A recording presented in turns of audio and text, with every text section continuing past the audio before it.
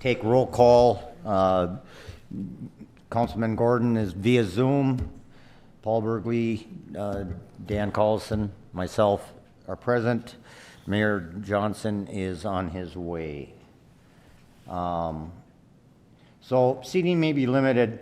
If you'd like to send in a comment for public comment or to be read on your behalf, please submit to the city clerk, jstrand@cityoficeni.us or 763-762-5759. Is there any public comment at this time? With none being said, let's continue with E1, committee meeting items. Arts and Science Academy conduit request. Members of the committee, we've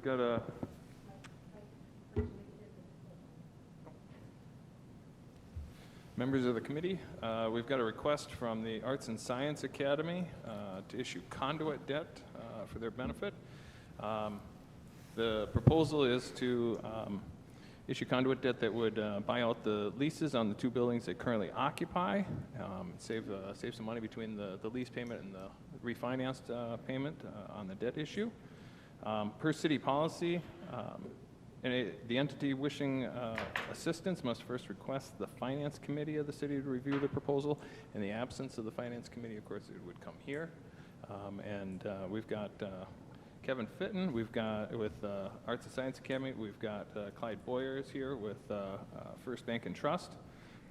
And the only action that would be required here tonight would be to simply affirm a desire to participate and move further action to the full council as early as May 4th. I don't know if the committee would like to hear from any of the from anyone at the Arts and Science Academy, or if there's any further questions. I think we should. I'm just going to play stupid here. What does this mean? Sure. So conduit debt is simply another entity basically using our tax-exempt status to issue debt, to make the debt more favorable and to get a lower interest rate.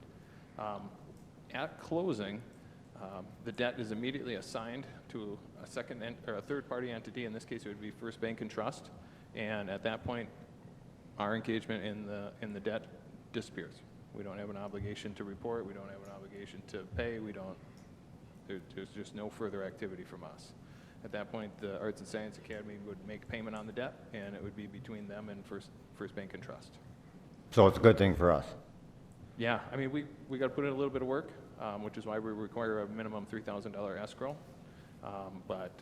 They've asked that Bond Counsel Kennedy and Graven out of Duluth do that work. From my perspective, and in talking with Northland, we're fine with that so long as our bond counsel gets to review the final documents just to make sure that our best interests have been served and that there's no defect in the final documents. But other than that, I'm perfectly on board with that. We've also done the math. This would be a roughly an estimated $5.6 million issue. We are limited to $10 million annually for tax-exempt bonds.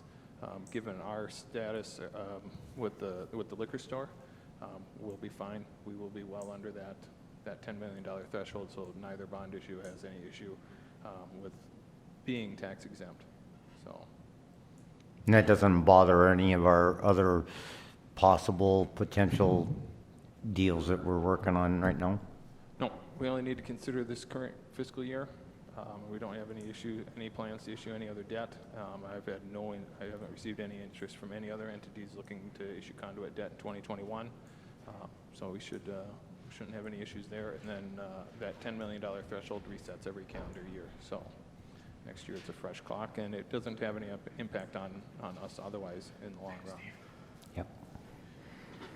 I'll let the record state that Mayor Johnson has arrived with prior notice that he was going to be late. So the consensus on this is Mr. Burgley has stated that he's for it.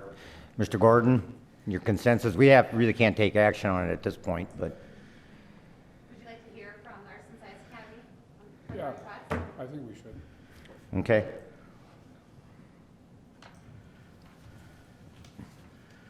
Can I just ask Mike real quick before we hear from them? what's the worst case scenario? I mean, if everything goes south in a deal like this, what kind of risk is there to the city, I guess? And, you know, if everything went horrible, how would we be affected? Basically, the worst case scenario for us is that we incur costs that we end up not getting recouped, which is, to mitigate that risk is why we collect an escrow before the council would authorize staff and the Arts and Science Academy and First Trust to go forward.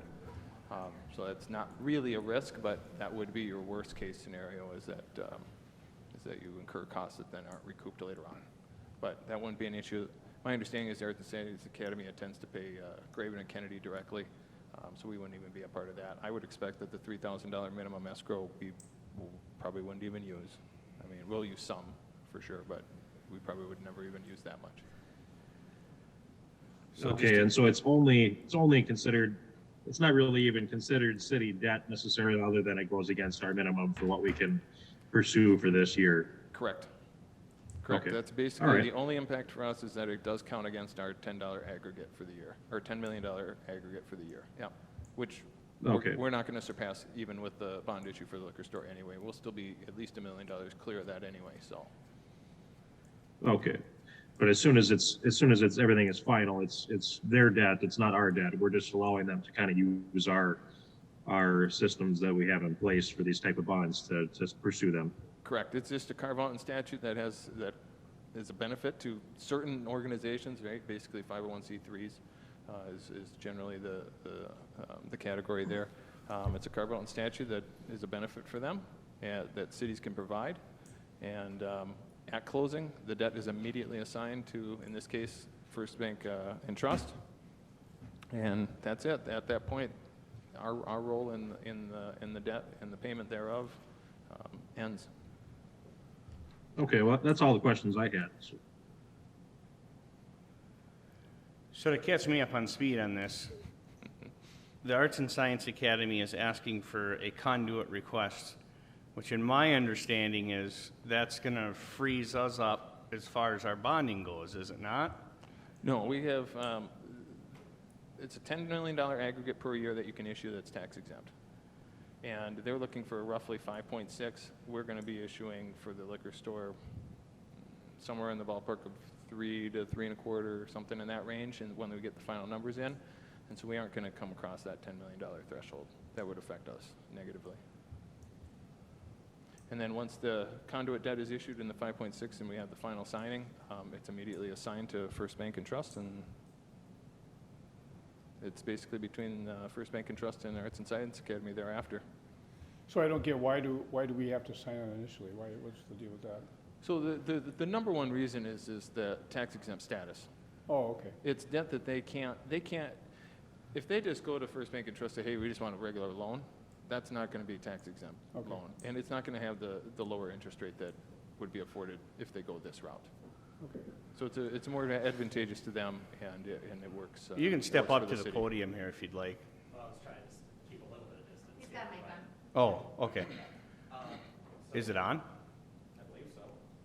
It ain't here. Uh-uh. And first and foremost, my apologies to the people, the staff, and the council for being late. That's what I get for having a full-time job on top of being the mayor, I guess. But I tried my darndest to get here on time, so my apologies to everybody. Yep, Michael's correct. The reason why we're pursuing this is the fact that as a charter district, we don't have the tax levy authority like a traditional district does. So we don't have access to some of the financial vehicles that like Cambridge Isani School District would have. And so this is one of the other municipal options that we can pursue in order to try and get a slightly better rate versus what we would have to go out to commercial rates for. This is what we talked about with Clyde, who's from First Bank and Trust, is here with us today. And we discussed about a couple different options on how to try and do the financing for this. This would be one of the more efficient options. There are other options that would end up costing us more to do so, but we wanted to pursue this first because of the tax exempt piece. This isn't going to hurt us or in any way, shape, or form, is it? I mean, I'm looking directly at you because I would expect that you'd be honest with the council. Yep. I shouldn't say expect, I know you would be. So I'm gonna ask you flat out, this isn't gonna harm the city of Isani in any way, shape, or form if we No. potentially scratch the Arts and Science Academy's back. No, like I mentioned, it might have been before you had arrived to the rest of the committee. I mean, really, the worst case scenario in this type of scenario is that the city would incur some cost that we would not be reimbursed for, but we mitigate that risk by requiring an escrow ahead of time. What kind of costs are we talking about? Well, in this instance, it will be very limited. The bond counsel that they want to use is Kennedy and Graven. They're very good. They're out of Duluth. Our bond counsel and our financial advisor at Northland don't have any issues with that. So if they want to pay Kennedy and Graven directly to write everything up, we're perfectly fine with that. We're just asking that our bond counsel, Mary Epple, be allowed to review the final documents for defect prior to closing, and that would be it. So yeah, we mitigate the risk of ever getting caught with unpaid costs by having that escrow ahead of time. In this case, we'll just ask for the $3,000 minimum. If it ever drops below $1,500, we'd ask the Arts and Science Academy to fill it back up, but I don't really foresee we'd even get to that point, but possible, but I wouldn't foresee it.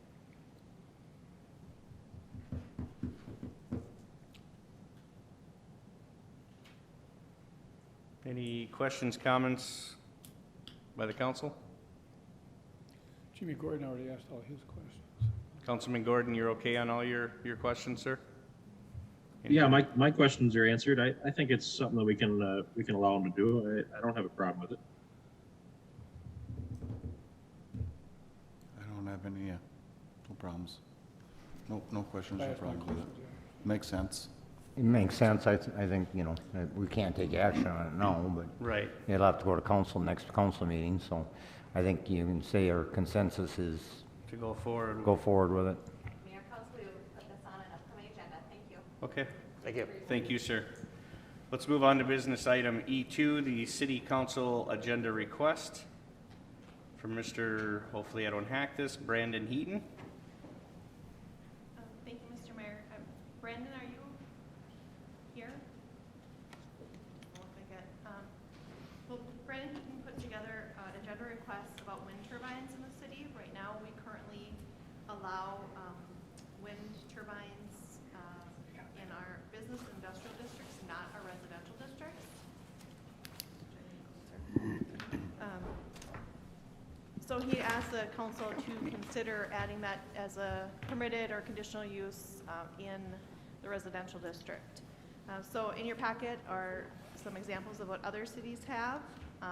We basically concluded in our research that most cities have a minimum lot size of 1 acre that allows wind turbines. I don't know if this is the case for Mr. Heaton or not, but that is kind of a consensus around this area. And again, those examples of the other ordinances are in your packet. A couple things, if council wants to allow this in residential, we'd have to do an ordinance amendment. We could allow it by conditional use permit, interim use permit, or just a general building permit, depending on how you want to go. So staff is just seeking direction on what you would like to do with this. What size wind turbine are we talking about? It's Well- about this big. Yeah, it said it's about the size of a football, the motor is, and then it's just the wind. There's a picture in the packet. It's on page 18, Councilman Collison. Yeah, we would have, we'd have to write it for the specifications, and then what we had in the commercial district is that if it's a building mount, it's only can be 15 feet high from your roof, from your roof up. So we would put maybe some of those parameters on it as well. Also, if you wanted to allow it to be not building mounted, we would want to put that in the zoning code as well. I see some of the specs here, but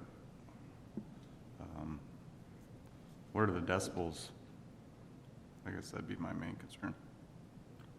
That one this size makes. I would have to get that information. Brandon didn't provide that to us for his specs specifically. I can't So- imagine it's too loud, but If you're 30 feet or less, your bedroom window from this neighbor's. Yep. So windy night, Would one make that much noise? one I can mean, I make- don't know, yeah. I don't know anything. I'm asking Councilman Lundin here as we're going, like, what do you use a wind turbine for? I don't even know. It's only 500 watt. It's not like it's basically gonna probably charge some, you know, basic backup batteries about it. I've seen these things before and they're not very big. I think the plane that loud? the hardware store's got on top of his building there, that was his replica of his dad's, makes more noise than this thing will. And it ain't much bigger than that. Have you had any experience with them, Councilman Collison? I've been around bigger ones. That's not what I'm thinking, like all the big windmill things around It's the cities, is it? same thing. Just a smaller This is a version? smaller version.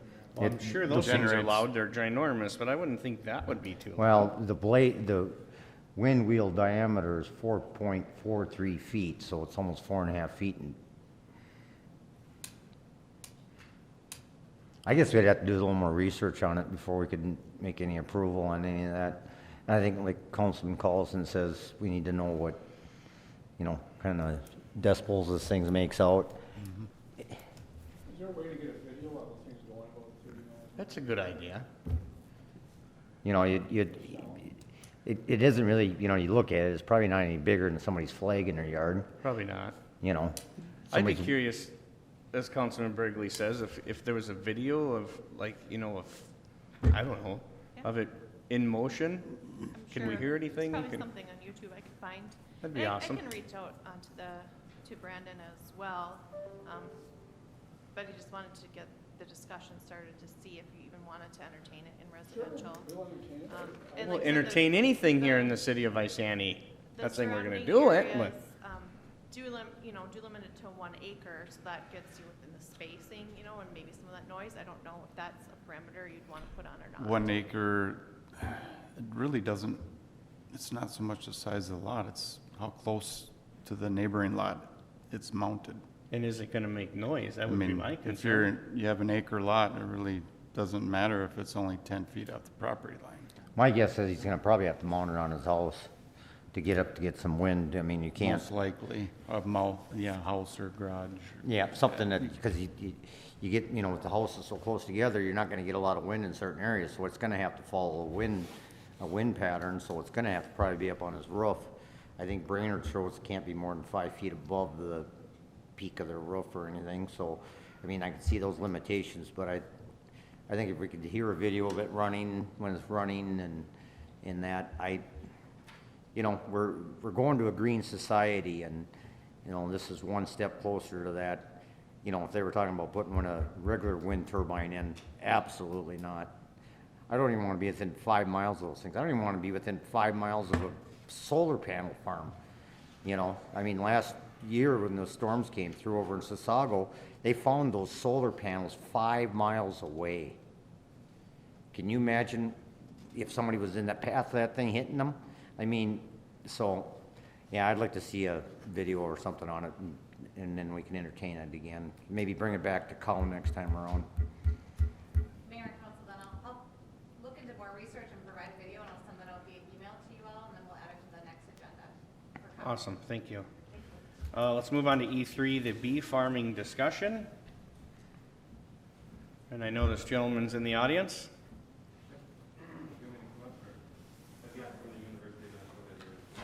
Come on up.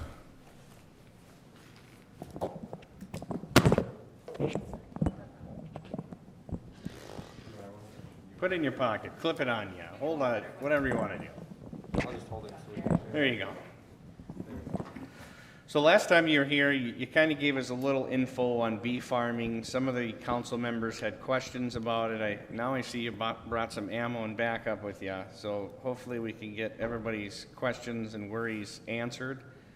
And I know you're pretty adamant in wanting this, so. Oh, yeah, I love it.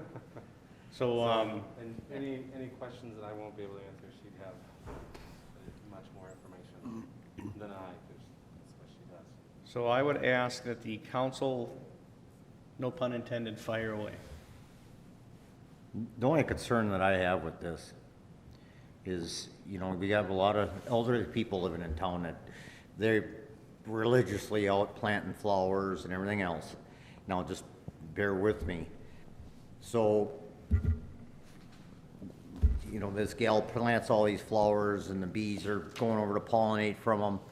She gets her grandkids over and they're running around and they brush into the flowers and the bees are over in the flowers. You agitate the bee and the kid gets stung. That's my concern is, yes, there is bees here, you know, but that's nature's way of them getting out. Now you're bringing a beehive in. Like you said, you could stand there and not agitate them, but if you agitate them, you may end up having a problem. I just don't want to have a problem.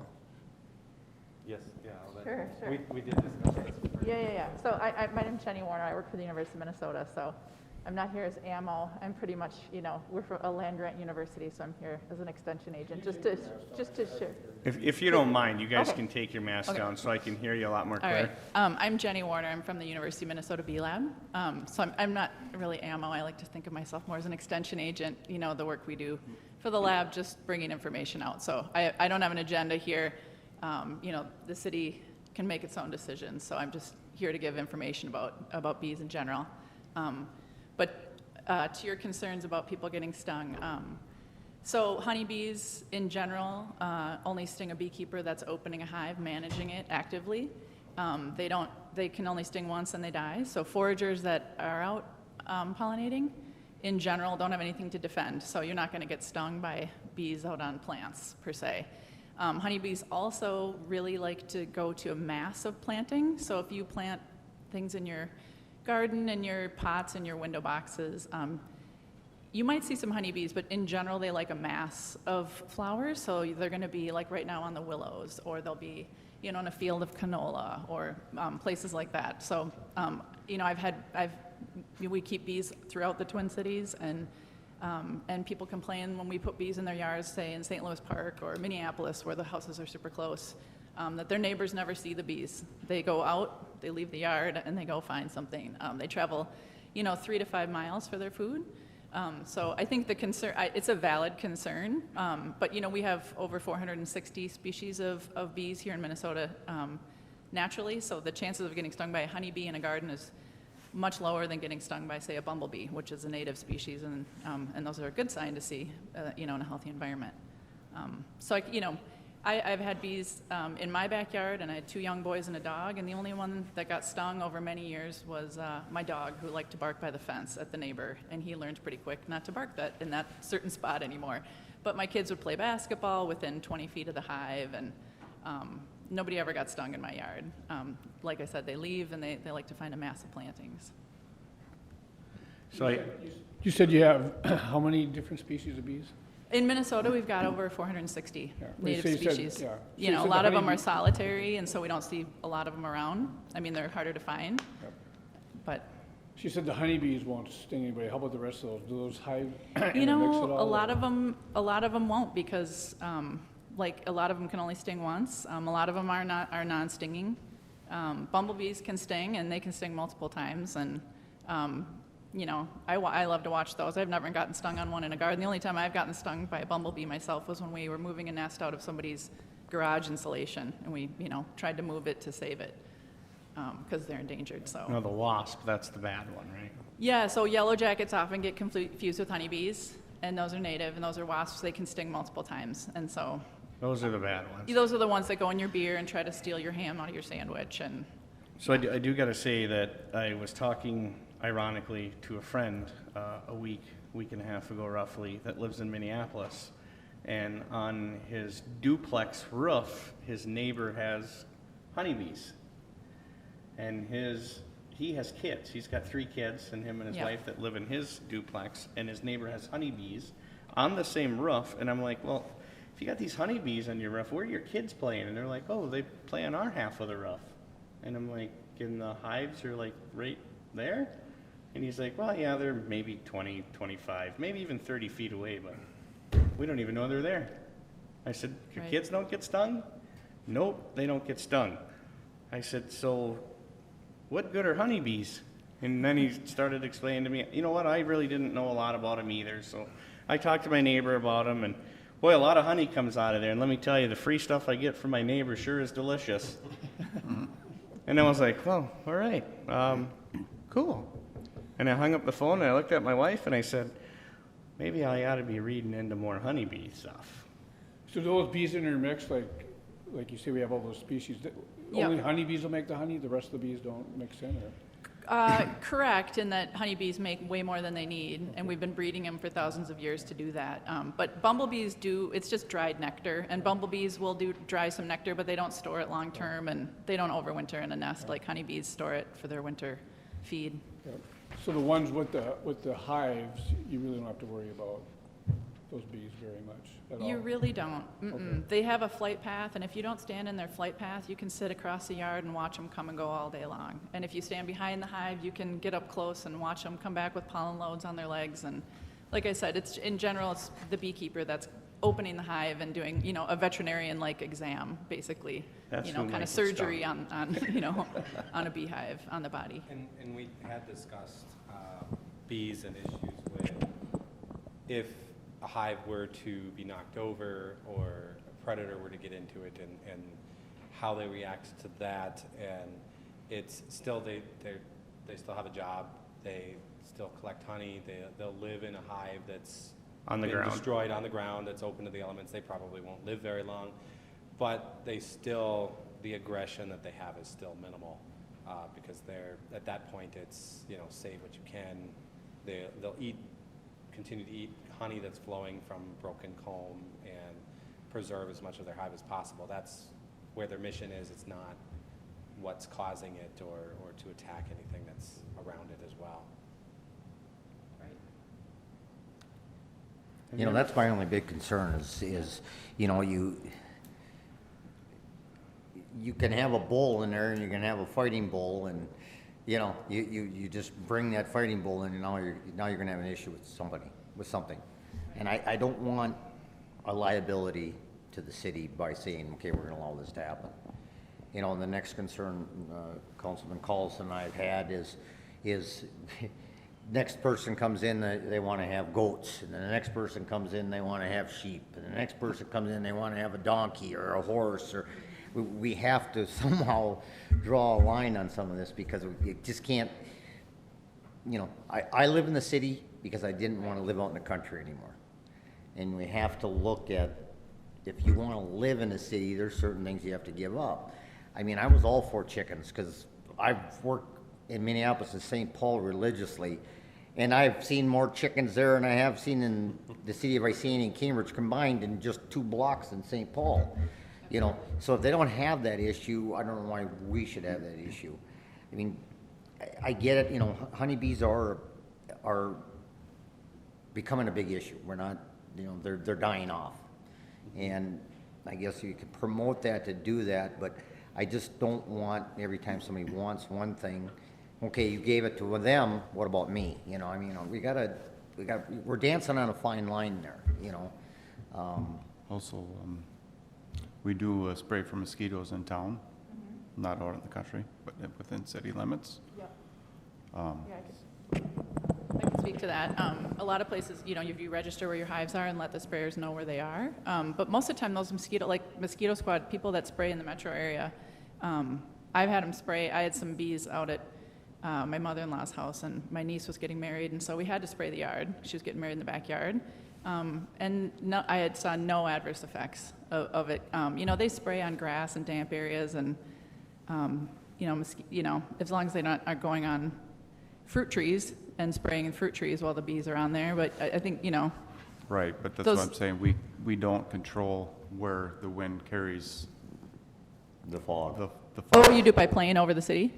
No, we do it. We do it by It's a fog truck-mounted machine that goes up and down the Oh, streets. gotcha. And it Oh, gotcha. stays low Yep. to the houses. I'd say you notify the beekeepers, and they can That- cover their hives. Yeah, but. Is so it done at night? Yep. Yes. Yeah, then if it's done at night, it's usually okay. It's dry by morning usually. The spray. The spray, it's got Yeah. a 7-day kill. So Right, if a right. bee were to land on a leaf that got the spray on it in Okay. 7 days of a dry period, Yep. it possibly could be Yep. affected by that mosquito spray. Yep. Yeah, I'd say notify the beekeepers and let them know about the risk, and and notify the guys spraying and, We put that out Did on you That's the thing, Facebook. I don't And expect, that's the thing. I is don't I expect wouldn't people this- to stop for a house that's may or may not have a beehive and then continue spraying 2 blocks later, because if I'm next door and I got a mosquito problem, yep, I want them spraying my street. right, So, because my taxes are paying for that service. for sure. Well, then So, could, I mean, I can could a almost beekeeper find be- a different place that's not getting sprayed directly to keep their colonies if they wanted? Or in I the mean, backyard, if someplace it's not somebody in direct flow? potentially had a beehive in their yard and we sprayed for mosquitoes, it's put out via Facebook that, hey, we're spraying tonight. Mm-hmm. So, I mean, they're kind of given that warning. Yep. And if they wanted to cover their hives, that would, That's but it's so still late. got 7 days, as Councilman Collison says. Yep, You know, So- then the next problem is they come back to the city, well, you sprayed for mosquitoes, and you killed my hives. That's a catch-22. no, I think that you could say they're gonna be sprayed, and I think the risk, like I said, I think the risk is really low, in my experience, seeing mosquito spray and honeybees, bees don't generally just land on leaves, they go to flowers, and they don't go out and, they find a patch of flowers, and then they Right, keep the going back to that will flowers all have day. it on it as well. It'll attach itself to grass, Right, Trees, tree leaves, to flowers. flowers. But then Okay. again, like she said, they may Yeah. travel, like over in my neighborhood, like behind in that field, they may travel into that field where the fog isn't gonna really affect that. Right. And, you know, Right. I just with the understanding, okay, say we allow this, that these beekeepers understand We're not liable. we're not liable for it. absolutely, Because we're not gonna stop a program that we've been Yeah. hounded for right. years. And we'll let you know via Facebook, but that's all the warning you're gonna get. Mm-hmm. Because that's what we do for the general public, is we just put it out on Facebook, hey, we're spraying for mosquitoes tonight. Yep, That's pretty much the warning. Yeah, I'm not sure if the stuff lands on the hives. You want to take that honey out and eat it? That's on the beekeeper too. Just put it over the hives in the evening, pull it off mid-morning, and they'll continue to work. And there may be some risk to bees, but I think. It's pretty minimal, I would think. Yeah, relatively minimal. There are, even though you have been spraying for the last 2 years, you still see bees around. You still see the wasps.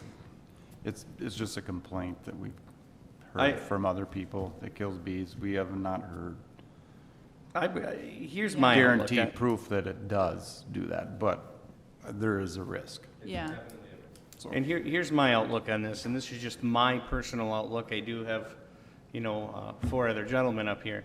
But my personal outlook is I don't have a problem with this, but I would attach stipulations to this. We're not liable for your beehives and our mosquito spraying.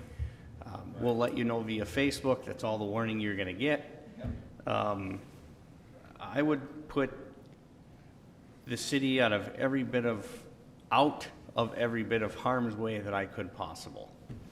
And So, And I think I'd have to add to that is that you're gonna have to get your neighbors' consent prior to doing I this. would agree with that. You know, I mean, I'd Which have to I'm go. okay with that say- even. Say, go 4 doors down this way, 4 doors down this way, all the way around, just say a block radius around you.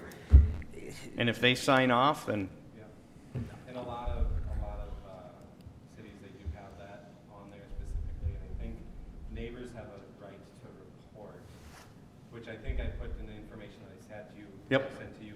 Neighbors have a right to report to the city if it becomes a nuisance, whether it becomes, you're not keeping, stuff that's just laying out everywhere, or the hives or the stands are in disarray, and where it could fall over and then have a potential neighbor, but, that if a neighbor were to report your hives as a nuisance, the city can step in and make a determination. which I No, would attach that even. I think it's a good idea.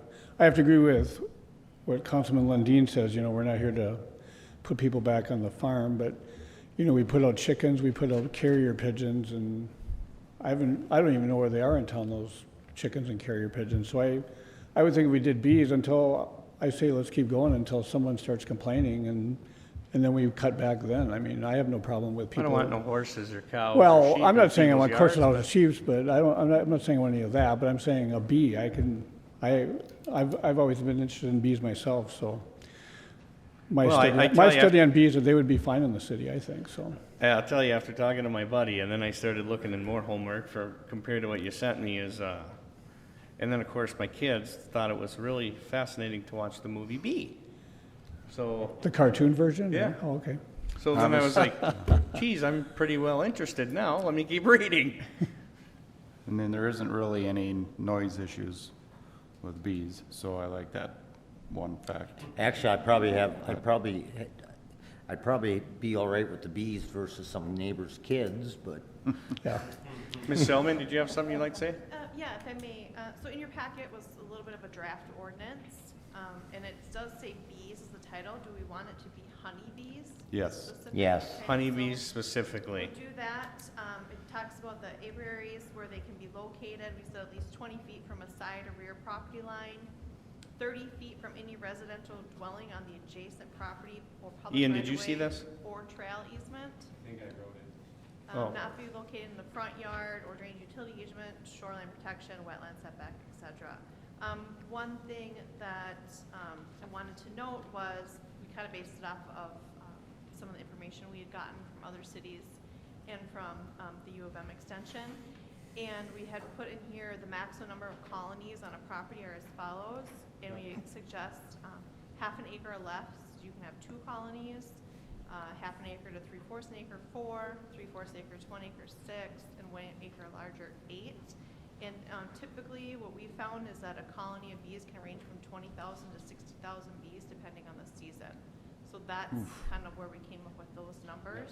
So one colony, so on a half acre or less, you could have 120,000 bees? Yep. In one hive? Yeah, Yeah. that can be quite a lot. But, you know, that's a whole social organism where, you know, maybe 15% are actually foraging. So most of them are nurse bees that are in there or developing bees, so. Well, one hive can have Yeah, 125,000 well, just bees? one stack of boxes that's shorter than this podium right here. Would have- Yeah. Have you ever seen a hive? They usually have a ball like this. Beehives, they're hobbyists, and even some commercial ones. You should watch some of them. They're great. Yeah. It's awesome. so my recommendation is to. I didn't write that specifically, but I did provide one that I don't know. I guess my recommendation is to bring it in front of council, and I think with those notes, and then I think we should also have provisions in there for checking with the neighbors within a block radius. Do you think that block is good? I mean, And then making sure that the 'Cause it- city's implemented in there, that we're not liable for when we spray for mosquitoes, we're not reliable for those hives. If someone's allergic to them that lives next door, 2 houses down, they may not feel comfortable Right. with that. I don't know if it was in there. I did include specifically with property lines, having a flyaway barrier, have a high within a certain distance from a property line, something so that the bees will clear it, so that if your neighbor is mowing their lawn, it reduces the risk of, they're mowing past it. Because I know some of those exhausts are throwing grass could agitate. But also that if they're walking on their own property, they're not getting hit in the head from when they leave the colony. And that fly barrier makes them fly higher? Yep, so I think it was between 4 to 6 feet is usually, and We're then, recommending and then they clear that, but I would say 6. It's in here. 6 is what Oh, we it have is? then. Okay, perfect. Mayor, Council, if I may, just ask I a think, question. I just had a quick question. I think the whole thing is a nice idea, and I like the idea of allowing it and doing it. I did have a question though, as far as the other ordinances that we looked at, are they requiring that you go to neighbors and get approval? Because I could see that being, kind of a hassle to try to do that. And really, if we just have a system in place that if we have a complaint, we can address it at that time. I don't see a need to necessarily go within a block and ask everybody. I mean, that sounds like a really big hassle.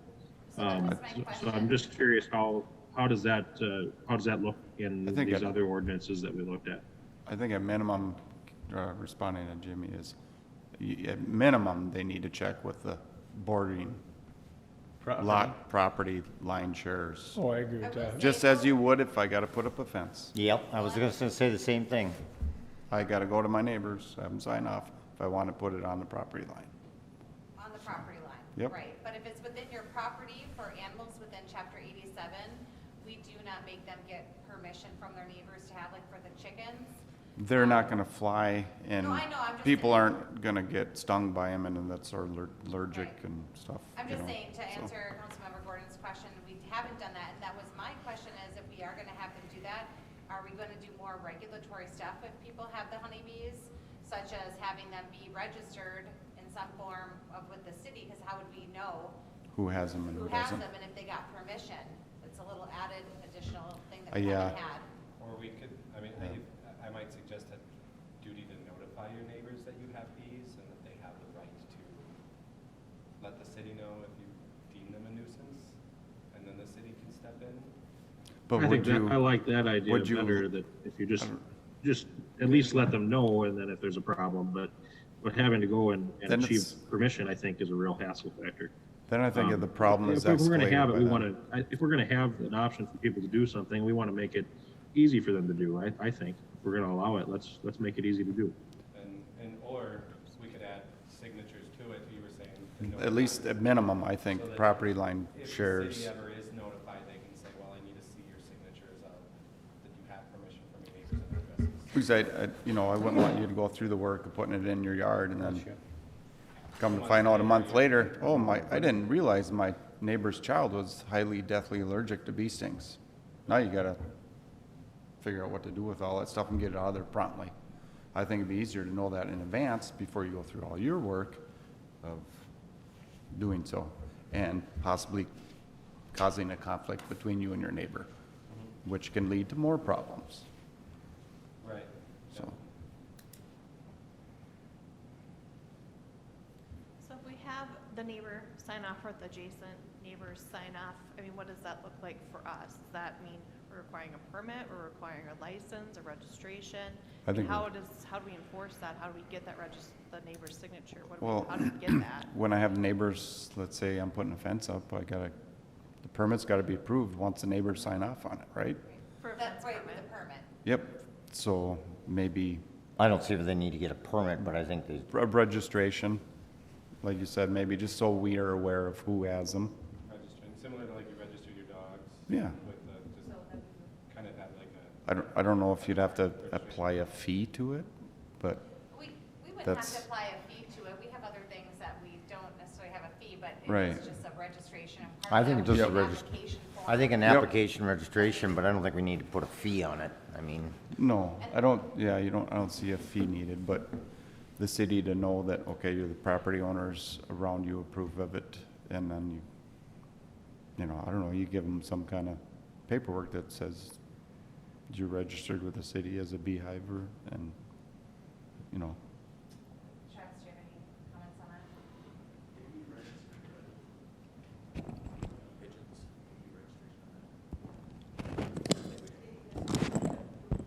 I think we already did the registration on pigeons to show proof of the, Yeah, there's a registration piece in there. registration with that group, but they would give us the proof.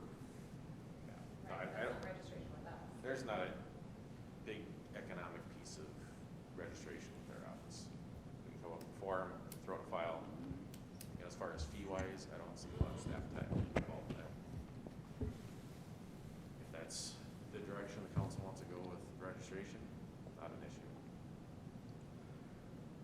I think, what other way could you do it with knowing that if we decided the neighbors need to sign off on it, I guess? I think if the direction is the city wants to be notified to know that the neighboring properties are okay with it, then we would just put it within the city code, within that section of the chapter, that registration is required with the city, and that'll just look like an application form. There would not be a fee attached to it, but part of the application we would provide for them is to fill this out, please get the okay from your neighbors. Now, I can see that they may give some pushback if one of their neighbors says no, but if that's the way that council wants it to be, your neighbors need to approve for you to do this, I think that might be the best option. And then they would turn that in with the police department, who would also be in charge of the nuisance and enforcement of that. So I did notice that in Elk River, and Councilman Lundin just pointed it out, that the person temporary housing the honeybees at the, is it the apiary site? Am I saying that right? Apiary, I can't even get it out, and you just said it. Of beekeeping needs to register with the city. So Elk That's Elk River River. does the same thing. So, I mean, I don't think that's a bad thing. I think it'd be a little overzealous to go a block in every direction. I think that's crazy. I think just adjacent I property. think the adjacent Yeah. properties would be fair, and I think registering with the city would be fair. Otherwise, And then explain to your I neighbors. do accept deliveries like at my you. home on Main Street for any of the honey that you need to get rid of. No, I'm Yeah, kidding. yeah, my wife loves honey. I'm not kidding. Nope. I think, too, if you explain The pancake dinner's at your house. to us, Yes. as you've, as you've approached us and explained to us the pros, and your knowledge and stuff, if you were to confront your neighbors with the same, Oh, yeah. Same thing? My neighbors know that, I love it. Yeah.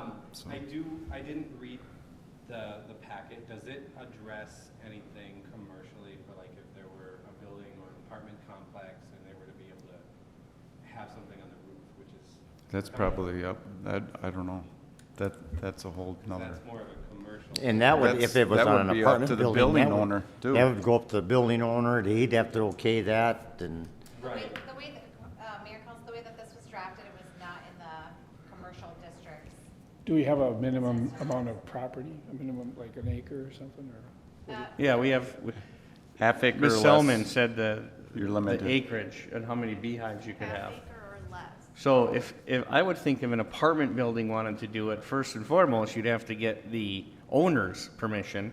And then if he was okay with it, well, then you'd still have to do your due diligence on the And city. still meet the setbacks. Right. Well, I Right. mean, I've heard of people that own commercial buildings and they have up on their roof there, they have some hives. And I just, We don't have that drafted here. if it may come in down the line, that's all. I guess at that time, then they could. We'll address it. They'll address it at that time. Now, I'm gonna ask either one of you, ever had honey from Hawaii? You see how she said yes, right? Yes. It's phenomenal, isn't it? Mr. It- Mayor, if I may. Yes, ma'am. So right now, the way that we have this presented is it talks about our residential districts, our multifamily districts are in the R4 district, and that's not included in this ordinance right now as presented. Okay. And then I guess, you get in that, if you get in that R4 district, multifamily home, some of that's covenants, and you gotta go through their approvals, and it isn't just up to us, it's Yeah. them. But if we Before it present even lands in our lap. If we present it this way, though, it's not even allowed in the R4 district. Where the, I think if somebody was to do it in an R4, I think we can address that just like the commercial at that point. We'll get moving forward with this point, and Mayor and council, just one more thing on that registration piece, just so that you're aware, registration's not an issue, but if you want our code enforcement to go verify that all adjacent landowners have signed off on said registration, now I think we're getting into something that will be fee-based, because now you're requiring a site visit based on our code. Well, enforcement. I think the only time they'd have to step in is if you had bees and I was your neighbor and I called your Which is code. fine, that, as long as we're on the same page as that, we'll take the registration, Yeah. fee-based, but if you want us to do a I site don't- inspection to no. verify. no, I don't think we need a No, site I don't inspection, know. because if they had the neighbor sign off, you're gonna see that they're gonna have a signature on it. so. Yeah. And even if it was falsely signed, if there's ever a complaint, it's gonna come back and bite them. But you live next door and you signed Or here, and then sting 'em. well, that's not my signature, then we have problems. I'm Yeah. fine with that, just make sure we're on the same page. Yep. Yes, sir. And Mayor and Council, did we want to include, such as Elk River, that the beekeeping, there's training and education for people who are keeping bees, or do we just not want to? No, I don't think so. I don't think so. I think anybody that's gonna expect- keep Yeah. bees is, I mean, I know a guy that went and got a queen bee that he spent a lot of money for it, and he drove halfway across the states I'd to be get more it. concerned about dog owners than bee owners about knowing how to Handle Yep. them, yeah. So Mayor, we will, staff will do some more work on this and bring it forward as a city code amendment to chapter 87 at upcoming Perfect. council meeting. Awesome. We cover everything? Thank you for your time. Yeah, you notice that honey in Hawaii, they go to the macadamia trees. It's a different, it's just like, yeah. Go to Hawaii then. I will. But I mean, it's just like the coffee there too. It's just the soils. Thanks make for the your time difference. and your education, you guys, and your due diligence. You Thank were you. hardcore, Ian. Mayor, if I may, just to point out, we do have a very short call meeting today. It ends at 6:30 because we have special EDA, so just so we're aware of time. Let's speed through here If I then. need to cut things a little shorter. No problem. Let's go on to E4 Richard Avenue addressing. I would assume this is Ms. Selman. Yes, so we have an issue over on Richard Avenue. We have it addressed as Richard Avenue Southeast, and the post office has it addressed as Richard Lane. The county has it Richard Avenue Southeast. Google has it Richard Avenue Southeast, and people that live there have it Richard Avenue Southeast. Now, some people have changed it to Richard Lane because the post office has it as Richard Lane. I've gone through, done a lot of research. I've gone back to 2006 where we did some public improvements. It was Richard Avenue at that time. I looked at some different public hearings. It was Richard Avenue at that time. Looked at old zoning maps. It was Richard Avenue. So I don't know how the post office got it to Lane. Post office doesn't know how it got to Lane. They What's the can't street find sign it. say? Avenue. Then it Then the Avenue is. post office needs to go get their They ducks need in a to- row. Yeah, they need to correct it on their end, not ours. Because it's registered with the county, the city, and it's been that on the maps. The post office needs to address that Yeah. properly. Okay, so then I hear that and I'm good with that. The only question is what happens to people that actually changed it to Lane? Do They we, got to go back. They have to go to the post office. It's not our wrongdoing. okay, They did it because the post office directed them to do it. Yeah, well- And the post office Is wrong. Is wrong. I mean, at this so point. for notification of the residents that live there, a letter? Absolutely. Yep. Keep transparency with them, just, To notify them. yep, let Yep. them know that the post office made the error, and that's who they need to go to, and the city will stand behind Richard Avenue. Okay. Going to E5, vaccination policy discussion. What?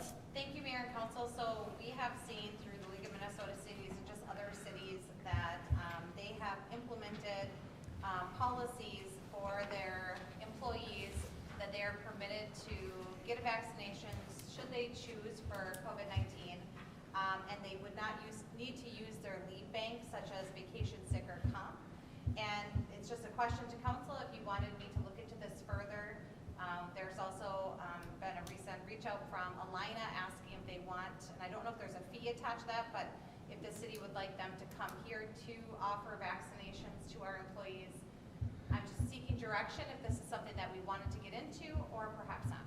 So this isn't telling, so I'm not pretty much looking at you guys saying you have to get this. Vaccinations, to my mind, would be voluntary. However, for people who volunteer and would like to get the vaccine, do we want to permit them to do that on city time and not have to use their leave bank up to a certain, I've seen 2 hours, I've seen 4 hours of leave for employees. Why would it take them that long? Some people are having to go a great distance to be able to get appointments to get the vaccine. Did you So- just say we could have it here? Potentially, we might be able to have Alina here. I don't know if that comes at a cost. That's just something recently that came to us. So here's my suggestion would be, see if we could have it here, see if there's a cost for it, most definitely make it voluntary, and I would give them, I mean, why should you have to use your time for anything? I don't get that part, I guess.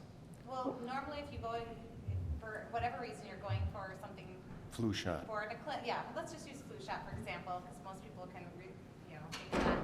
If you were gonna go get a flu shot, you need to go to a clinic that was 2 hours away. You're you gonna would need 2 have to hours. request time off from work to go, whether it's vacation time, you could use sick time for that too. Now, I'm not asking if they need to use time off if Alina came here, but if they needed to go somewhere, or we do have some employees who have chosen voluntarily to get the vaccine, do we want to reimburse them potentially 2 or 4 hours, whatever a policy would be stated, I'm using but they it. didn't have to use their leave for that? I know the city of Cambridge is having them come to the fire hall to disperse. Actually, it was supposed to happen last week, but Johnson & Johnson got yanked, so it got canceled. But that's for during work hours. That's my point. Well, what if we can't do that, though? I say let's try and get them to come here. That's first. what I say Yeah, is, let's try to get them to come here. to us, but if by some fluke chance we can't get them to us, then what do we do? Well, then we worry Or about for it those then. who have already taken leave to go get it. Yeah. I mean, I think it'd be fair to, why should we have them burn their time? That just doesn't seem right to me. I think that's what the time is for. I mean, it's leave time and sick time, and they're using it for that purpose, then that's what we've built it in for, that's what we're paying for, we allow it for, and I think that's enough of a benefit right there that, I mean, I don't see reason that we need to go out of our way to allow them to take extra time. I mean, that's what the time is originally set aside for, is for those purposes, and we've got them set aside for that, and I think that's what it should be used for. Personally, I believe if you're gonna make them get the shot Oh, they're not making it voluntarily. voluntarily, then I wouldn't worry about it. That's what I If, say. if we're making them get the shot, then it's on our time. But if they're voluntarily doing it, it's no different than I doing it. You know, I have to get it on my own time. All right, that's, I can get on board with that. If Alana is willing to come here, for those who have not had the vaccination but would like it, they would come here free of charge. Is the city open to having them, allowing them to come here? Absolutely. Sure. Yeah. Thank you for the direction. Move on to E6, Bluebird Park Amphitheater discussion. Thank you, Mayor Johnson and members of the City Council. So this is a continuation of the conversation that was just had in January of 2020 about moving forward with the Performance Center in Bluebird Park. At that point in time, the estimated budget was allocated to be $248,230. We did receive updated costs on the preferred unit, which is the band shell kit number 3, which you can see in the Bolton and Meg memorandum. The increased cost on that is $139,430. That does not include groundwork or construction. Estimated costs on that site work is $106,632, and then electrical service inspection, walk-in testing is estimated at $20,500. The staff would also, upon discussion, we would like to recommend a few updates to the structure to be able to make it a little bit more user-friendly and increase the potential for renting the facility. The first being adding a window to one of the dressing rooms, which would allow it to be able to be used as a meeting room. That cost is estimated at $5,000. And the second being installing centralized air to provide air conditioning and heat, again, to be able to use the facility a little bit, making it a little bit more user-friendly. That estimated cost is about $1,500. So total estimated cost with these additions would put the Performance Center at $273,062. Along with those considerations, we put together a proposed site plan that would include the Performance Center, the restrooms that have been discussed, and the future splash pad. If you want to jump that up onto the screen. Did you say $1,500 for heating and air? With installation, yeah, as estimated. That seems awfully cheap. It might be just a mini split in there. Yeah, just a, yeah. And that's cheap for mini split. It's Right. like dirt cheap for I mini was just split. making sure I heard it right. It wasn't 15,000, you said 1,500. So this is your I wish I could expertise get air conditioning in my house for on that this, cheap. on this. I want your 2 cents worth. Is this amphitheater a good idea? I mean, good is subjective, right? Do I think that my opinion would be that adding an amphitheater to this park, in addition to the other proposed projects, I think would make the park a destination for the city. And not just the city, but the county as well. I think you can do a lot with the park by increasing the facilities. So for us to say that we want to grandstand Bluebird Park is not a bad idea, especially with a project like this. Not in my opinion, no. Because everybody up here knows this is my pet project. I've been after this for Eons. eons. And I can't stress this enough. It's not just the city of Isani. It's a community. You know, as it says, for a community for generations. And I just really think that this would be a added bonus to that. I miss Miss Wood. I think she was on Park and Rec at this time when we had numerous calls about renting Bluebird Park for weddings. I mean, I see this as the yeah, I know, I've seen that picture of it. I seen this as if we ever went in the direction of lights in the park, like Bentleyville. I can see Christmas skits done up there. You know, I look at, instead of building bleachers out there, pouring cement pads, running heating tube through them, so that in the fall or in the winter, we could run hot water through them, and people could actually sit on the concrete, and we're not maintaining a lot of bleachers and wood and aluminum and steel, as Matt would probably say, that's a lot of work. I think if you put something like this in, they would gladly sit on the grass. But I mean, I'm just saying down the future as road goes, and I would. I'd sit right on the grass. but I you know, Bring your bag chair. yeah. Bring a chair. Yeah, but I just, that's why I wanted your opinion, because I know you have done work for some other pretty influential cities, that, you know, in your opinion, I look at the dollar amount, I don't really think that's really bad. I don't think it's not like spending $750,000 or $1 million on anything. I guess That's actually a lot lower than I anticipated. most of the band shells I see are fairly simple, you know, they might have a changing room, may not, but they all have electricity enough to run, you know, amplifiers and PA systems and whatever may be. But heating and air and making it a meeting room in there, I guess, I think we have a community center for that sort of thing. I think if we keep it a band shell, you know? I mean, we could start there. I mean, you know, putting mini splits in or something you can put in at any time. That's why they're mini splits. They're made, you know, to put into an existing building that you can't get ductwork to, or a room on the second floor. A mini split is made to do that and still give them comfort and whatever. But I mean, I don't, Isn't this performance center facing the wrong way? in this Face face, versus Sledding Hill. Yeah. that's the way Oh, it is? so people Yeah. could sit on the grassy. Oh, so those are Hill if seats, they those wanted are to. seats out there? That's just showing the. It'd be kinda facing perimeter this of way. the raised area. Wait, where am I? Yeah, I'd be facing this way. So you'd be looking right at the sledding hill, which is right here. So when you're on stage, you're looking at the sledding hill? Correct. Oh, okay. The circle, the partial circle, there is a walkway. So for ADA accessibility, it allows people to get in front of Oh, the okay, ADA. that's not a wall or something? that- No, Oh, no. okay, thank you. Which potentially I could see the vendors on the existing trail. Yeah, that's I don't know, actually- I kind of like the idea. I thought the price tag was going to be a lot bigger, so I'm actually a little shocked. And it's actually a pretty simple building. It's not like it's, you know, Can we make it look like that log cabin thing? Because that's beautiful. That's all I'm saying. The design that's in the. Yeah. Yeah. There's Very maintenance pretty. though with Yep, so that it's look. a prefabricated unit, so that's what the look would be. The unit comes with the dressing rooms, so those are already a part of the shell.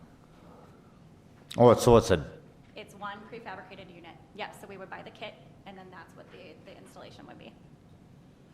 So we talked about doing this in phases. Are we trying to get away from that now? Is that what we're saying? I still think we should wait with the restrooms for right now. I think we need to get the band shell up, and we can always put porta potties out there for right now, and we can always phase in the restrooms later. But the only thing I would have to say at this point when we do this would be to put in the lights for the sledding hill. I think we should just get the shell up itself first. Yeah, I agree. So we wouldn't do the splash pad or restrooms, is that what we're saying? Well, not That's until we just- got closer to that project. We'll let Mr. Becker speak on what we have budgeted in the CIP for what years. Yeah, so we do have a splash pad budgeted, but that is in a future year. 2024? 2020, I think it's 2024. Yeah. I paid Not attention 2025. because that was The- my the- project I wanted to do. Yeah, right now, the amphitheater and the restrooms are budgeted in the current year, 2021. obviously, we don't have to do both. We don't have to do either, I guess. But the point of having the site plan up there is to be able to show how all of those different components scheduled in different years would work together. Because remember, if we put the amphitheater and the restrooms down this year, we need to have already thought about where the future splash pad will go because it needs to be within 75 feet of the restrooms. So that's the point there, is just to show that as staff we have considered how all of this does work together, even if it is implemented in different years, that there is a coherent plan that does meet the requirements that we have. So let me ask Jason a question. The restrooms, you have to put a grinder on that? Yes. Because that's a forced sewer main that's out there? Well, there's gravity out in Sandy Parkway, but it's higher, and so we wouldn't be able to get gravity sewer from this location out to it, so we'd have to have a grinder pump and a force main to pump it over to it. Like an E1? Yep, like an E1, 1.25 line, just run it over and tap it into the nearest sanitary. But that's that green line drawn. It's a bit of a run to get it to that location. This is just a concept layout, but like Mike said, it's to show kind of where to place it, so it's kind of halfway between in the end, the performance center, splash pad, playground. You could rotate it completely and put the restrooms up by the parking lot. You'd still be at the 75 feet away. You just, from the splash pad, you'd be that much further from the performance center, but again, the entire parking lot, or the entire Bluebird area is lower than the gravity sanitary, so it'd just be length of force main that you'd have to. So with these restrooms, if we put them in there, we wouldn't have to have porta potties out there anymore, right? Am I right, Ms. Wood? Correct. And what are we paying every year for those porta potties? Well, I think you'd still have to have them for special events, because the number of people at the event are going over. How big is the restrooms? So it would depend on what your guys' recommendation or direction we want to go with that, because the two that were presented previously was either a single latrine or doing a multi-facility. So depending on the size of the restrooms, that would really kind of impact if you needed to bring in porta potties, also the size of the event. So, having music in the park, having some type of, using the band shell for some type of event, a smaller event, you could get away with having just a multi-use facility. If you brought the street dances out to the park, you would probably still need to put up some pop-up porta potties. So what you have guesstimated in here for the restroom cost, that's just one single, that's two bathrooms, men's and women's? So the 55,000 is a single latrine, so it's just I believe this one is actually just one stall, so it's a men's, women's restroom, and then, or unisex, sorry. And then the 200,000 would be getting into that double restroom, so having separate So it would be like restrooms for men, women. I would opt to look to see, and that's like another prefab setup too? Yep. I would want to opt to see if we couldn't build something price-wise, build something instead of doing a prefab and make it a multiple unit, at least if nothing else, like 2 stools and a urinal in the one and 3 stools in the women's. Because I just potentially see in this thing, this amphitheater, I see it in my head and I see this thing being flooded with being used. Honestly, I do. And the park. And the park, future and then now stuff, we're eliminating restrooms out there in the park for the playgrounds and long run. And then again, if we have a special event, we'd have to have more than what we have out there for porta potties now anyway. So, we get a one-time weekend rate on, I don't know, who are we using for our restrooms now? Absolute. Ray would probably come in there and give us a little better deal if we're gonna get 6 or 8 more put out there. I mean, what do we pay when we have them at the street dance out here? What does that cost us? I don't know off the top of my head. So- But it's not very expensive, but we have it on a special event rate. Yep. So, Which we'd still have it on that. Yep. So I mean, I guess the consensus we need, and because of time issues here, the consensus I think you're looking for is, do we want to keep talking and going forward, or Yes, where is so- this ending up? Yeah, so a couple different recommendations I'd like to get from you guys just to get direction on this. So one would be confirmation of positioning and location of the unit. I like it. I like the way you got it. Yep. The second would be converting a dressing room into a functional meeting space, meaning adding the window, adding the air conditioning unit. I don't think we need that at this point. I just think that We have a window's community- $5,000, that's, Yeah. I, We and have a then, community center. Community center is probably a better option for It's that. already got AC and a lot more meeting space and a lot of times it's available, so I think, The other confirmation on here, just for another reason why we put the site plan together, is the discussion on consistency of the facilities that we put in the park. We would recommend, we wanted to see a maroon colored roof on the facility and also painting the pavilion maroon colored, and looking to all future facilities kind of matching that style for one consistent theme. Does anybody have a consensus opinion I'd agree on with color that. of? I agree with that. I agree with it. Installation of lighting, would we like to move forward with that? We recommended 2 light structures put in, basically flanking the sledding hill. I think we might as well do it. We're there. Just the lighting of the sledding hill, is that what we're saying? Lighting the sledding hill, yeah. We're gonna light this, so we might as well light sledding at the Yeah, same time. absolutely, yeah, absolutely. and then we're holding off on the restrooms at this point for more I think discussion? I think we should hold off on the restroom in this discussion at this point. I still like to see what it would cost to build I'd something. like the idea, like you said, it would, Two toilets and a yep, and urinal? and I wouldn't even be opposed to a drinking fountain, water bottle refilling station at that No, that's restaurant. Oh, Lord, I don't know if we can do that with all these COVID rules. Right now, they wouldn't be able Well, to it use would it. be, yeah. That's future, But yeah, and I that's agree. future. I agree. But speaking on Sledding Hill, Mr. Sylvester, sorry to get off the subject. Did you, Ms. Wood, reach out to you with that website I found about making your own snowmaking machine? Yes, she did, and I have looked into it, and I think it's a possibility. Get MacGyver on it, Scott MacGyver. No, it was pretty inexpensive, if I'm not mistaken. Yep. We could probably build 4 of them for what it would cost for one. All right, we got 15 minutes here. So just two more considerations here. So just final approval to increase the budget to account for the increased material costs of building the amphitheater structure. Can I jump in here quick, guys? On this point. You guys all know how I feel about this project and projects in general. While I can respect that we're saving the money and we're using cash to do that, I felt like we should be giving a tax break back to the citizens instead of spending this money. And now that we've taken the money, I feel like we ought to be putting this money toward the liquor store project. Before we're doing fun stuff with money, we should be doing and taking care of our other responsibilities, and hopefully bonding for less over there with that project. And as I say that, I mean, I know that this is a fun idea, and I know that it's something that will make the park nice, and it will improve the park, and I know people will enjoy it.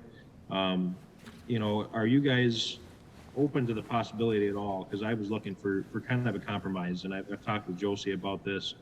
What I would like to see us do is maybe form a subcommittee with residents and community members, and to kind of gauge the community involvement, and to kind of help once the performance center is built, to kind of help bring projects to it or bring events to it, and to kind of maintain the performance center and get the most use out of it. So kind of a combination role of a subcommittee to raise half of the funds from residents, and then the city would contribute the other half of the funds. And then in addition to that, that subcommittee could kind of continue to perform a duty to, keep that performance center busy. Do you guys have any thoughts on that? Because that's how I would like to see us go about it. Just my 2 cents.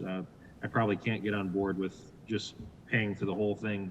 But that's just my 2 cents. I wanted to kind of feel you guys out on that and see what your thoughts were. I like the idea of maybe like a performance center committee after it's already built for keeping it busy and booking bands or live performances. I could get on board with that. Open mic night in the park or whatever. Church ideas, services in the church park. services, whatever great ideas that they could come up with, just like you said, to keep it busy. And but I think it's up to us to provide the venue for something that's in the park and for the community. And I also think it's a problem. I don't think we can allow public funds to fund, unless somebody, so let's say somebody passed away, you know, God forbid, somebody passed away and left $300,000 to go towards Bluebird Park. We can't solicit the general public for money for something on a city-owned property. I don't think we Well, I mean, can. I've talked thought we were gonna to do that Josie with the about Christmas that, so lights, maybe though. she I could, thought maybe What's that, Josie could Jim? speak to that a little bit, but that was, when I was discussing it with her, that was a suggestion that, of something that might work, so I don't know as far as, you know, if that subcommittee can solicit funds or not, then maybe Mike or Josie could speak to that a little bit. And Well, I wanna say something. unfortunately, Councilman Gordon, Mike's not in the room at the moment. Mike's not here, but to my understanding, and definitely we would get the attorney asked his input as well, but my thought is that you could form a subcommittee and we would just accept anything coming in. They would be doing.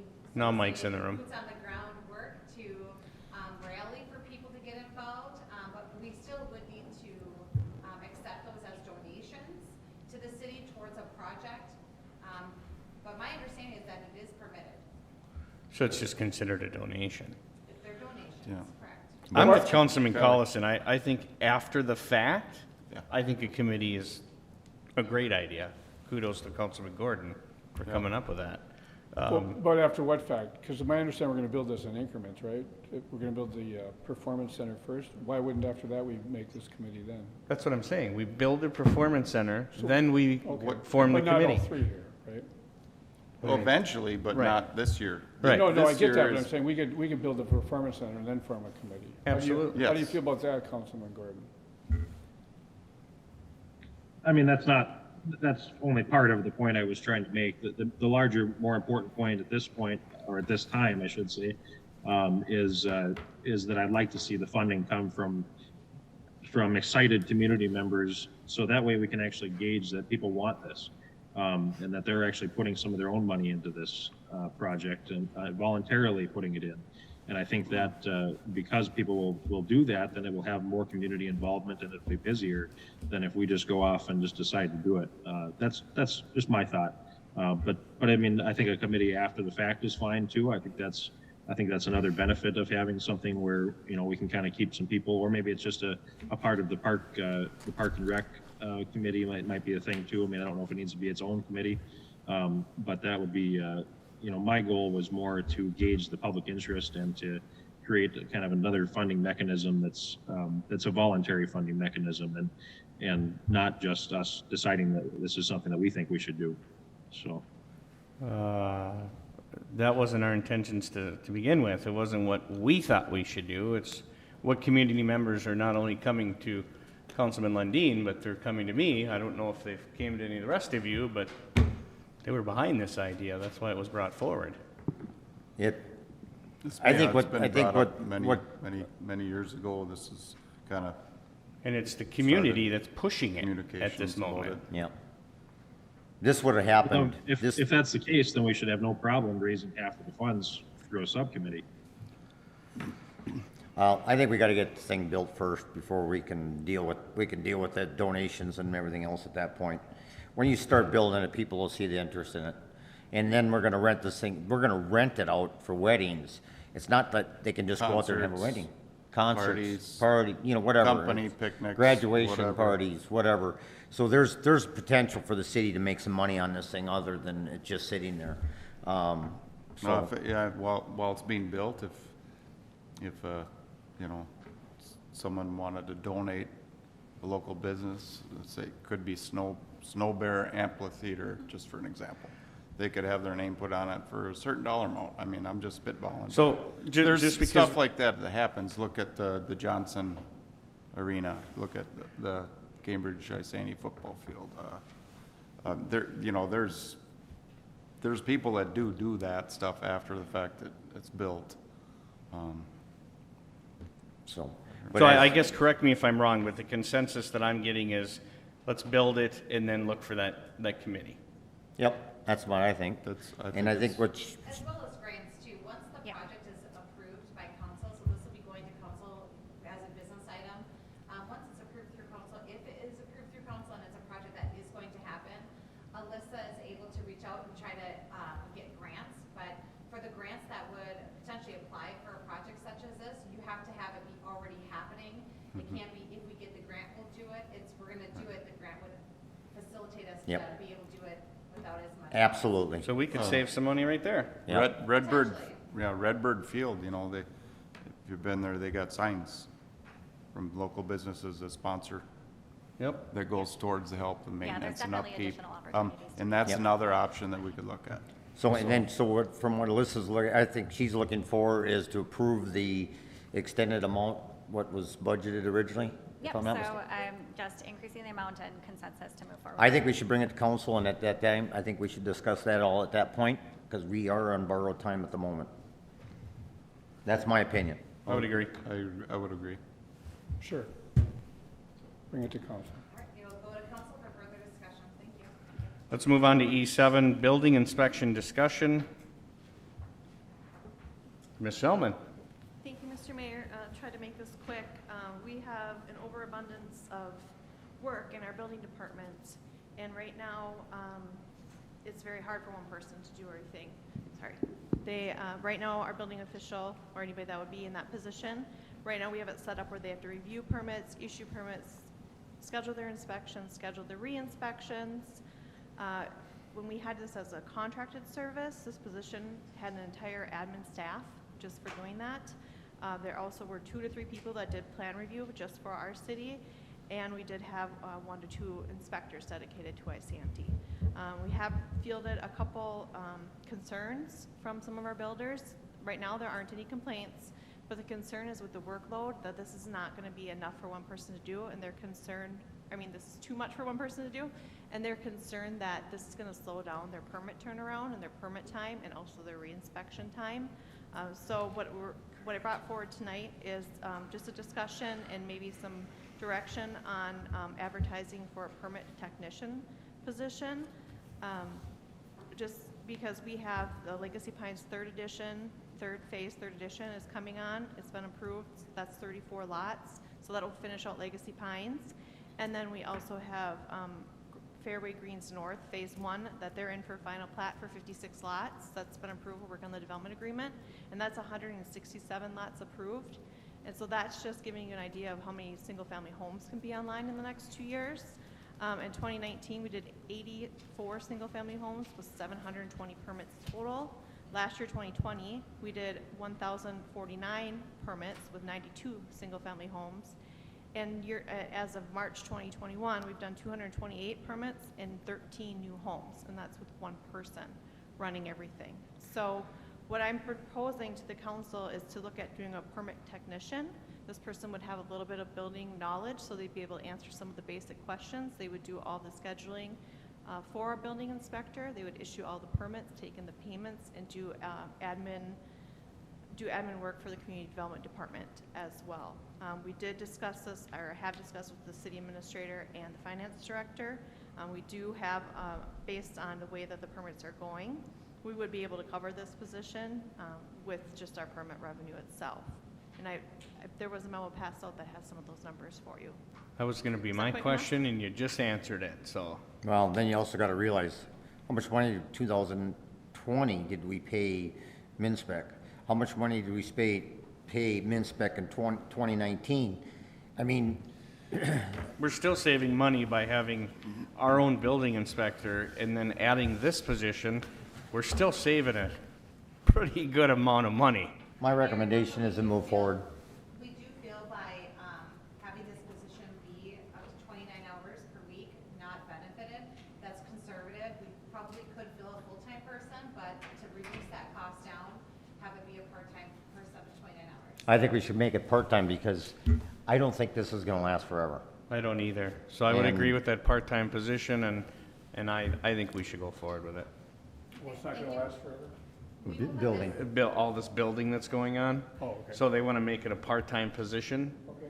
and we'd still be saving a heck of a lot of money. This will Since, be coming up on the next council meeting agenda then, we'll put on consent agenda, because this will be a new position with a new job description. But then Ms. Sullivan also has part 2 that we need to also share with council too. So How part about of Jimmy? our- Do you got anything to say about the first part? Yeah, I agree. I think it's a part-time, a part-time position is easier to get rid of when we don't need it anymore. And I think that would be my biggest concern, is that if we grow a big staff and then, like Steve said, he doesn't think this is gonna last very long, eventually it's gotta stop. I mean, so we all know that. We've all seen that happen in the past. So, yeah, I think part-time, we can get rid of them easier, and I think that's the right approach. And like you said, we're still saving money compared to paying min-spec, so. Part two, let's hear that. Thank you. So part two, really quick, is as our building official that we have is registered as a building official, we have a state delegation agreement with DOLE, Department of Labor Industry, so that he can do our plan review and inspections on all of our state buildings, so then therefore we get the permit revenue from that. DOLE has requested that we provide a backup, so that if Steve's on vacation or he's out sick or our building official is out, that we have someone that can be a backup. Now that position, or whoever we contract that delegation with, they would just be paid through that permit, and they would only work for us if one of our state buildings actually has a permit. So it's just to have a backup. And then also, we do need to have a backup for our building official. Again, if that person goes on vacation or is out, on leave, then we don't have anybody. So we're looking to do some type of a contract. It doesn't necessarily have to be with an entity. It could be with a person, could be with another inspection firm, but we do need to try to get something for that. Didn't we have a discussion with the city of Cambridge? We've done it in the past. We have had a discussion with the city of Cambridge for a joint powers agreement, but when you do a joint powers agreement, you have to reciprocate, and I don't think we can do that with one inspector. So if they have their inspectors out, they would expect our inspector to go up there. And with this workload that we have this year, that we cannot reciprocate that. So we would be looking more of like a contract, either with another inspector who said, yeah, I got the time, I can do it, a retired person, someone else that holds the BO status, or you can do it with another contracting firm. If we did, I would recommend we talk to Rum River Inspections. I think we had a discussion with Minspec on another one today, and it ain't pretty. So if we'd have to do that, but I would reach out to see if we can find a retired inspector to see if we can do something. If that doesn't pan out, then I think we maybe talk to Rum River. Okay. Councilman Gordon, you got anything on that one? Sounds like a good plan to me. Everybody else? Good? Anything else? Motion to adjourn. Second. Motion to adjourn by Councilman Lundin and a second by Councilman Burgley. All in favor, say aye. Aye. Jimmy Gordon, aye. All opposed, same sign. Motion carries 5-0. Therefore, we stand adjourned. Need that.